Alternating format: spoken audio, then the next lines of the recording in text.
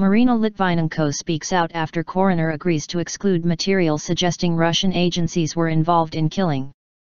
He, widow of Alexander Litvinenko, has launched a blistering attack on William Hague and David Cameron, accusing them of sabotaging the inquest into her husband's murder and hiding the Russian state's role in his death. Marina Litvinenko said she was utterly dismayed after a coroner on Friday upheld an application by Hague to keep crucial evidence from the inquest secret. Sir Robert Owen reluctantly agreed to exclude material which suggested Russia's state agencies were behind Litvinenko's Cold War-style killing. Owen also agreed to suppress documents that examined whether UK officials could have done more to prevent his murder.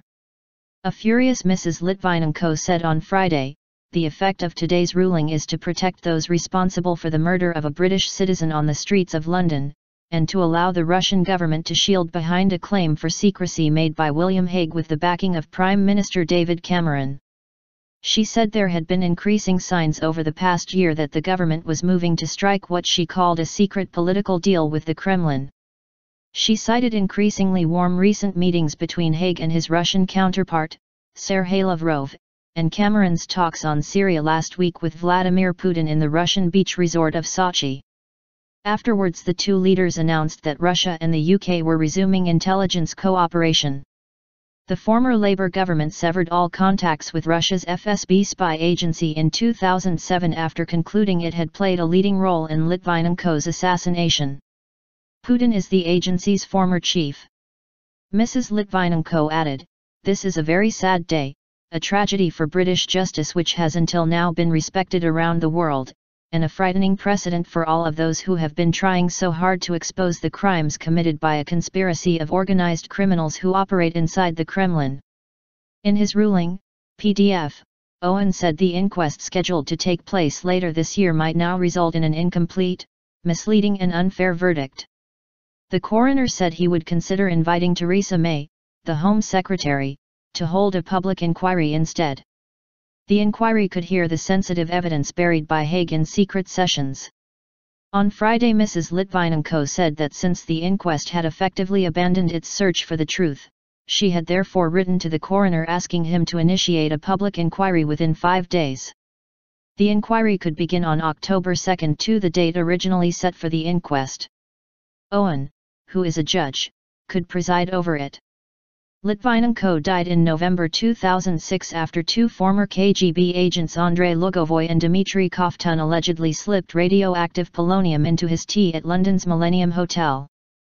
The Kremlin has refused to extradite the two spies, who have both vigorously denied Litvinenko's murder. Mrs. Litvinenko's lawyer, Ben Emerson QC, had previously accused Hague of attempting to stage a cover-up and of placing Britain's trade interests with Moscow ahead of justice. Both Hague and Cameron were shamelessly dancing to the Russian tarantella, he told a pre-inquest hearing. Litvinenko's close friend Alex Goldfarb said it was now apparent that Hague was indeed hiding evidence in the case in order to appease the Kremlin. "It's obvious, the government are trying to protect their relations with Putin. They have their reasons. They want Russian cooperation and investment. But in this case it's being done at the expense of justice." Goldfarb said it was practically meaningless to soldier on with an inquest if it could no longer examine the role of Russia's spy agencies, nor damning evidence indicating that the polonium used in the murder plot came from Russia. He added, "The Hague and Cameron appear more concerned about chemical weapons in Syria than polonium spread around the streets of London." In his ruling, the coroner said the secret evidence held by the British government does establish a prima facie case as to the culpability of the Russian state in Mr. Litvinenko's death. This evidence will now not be revealed. Owen made clear his unhappiness with this situation and admitted it made it difficult for him to carry out the full, frank and fearless investigation he originally promised. Litvinenko's widow and other interested parties now have 14 days to challenge the coroner's decision. But they have little chance of success, not least because they have been kept in the dark as to what the secret evidence includes.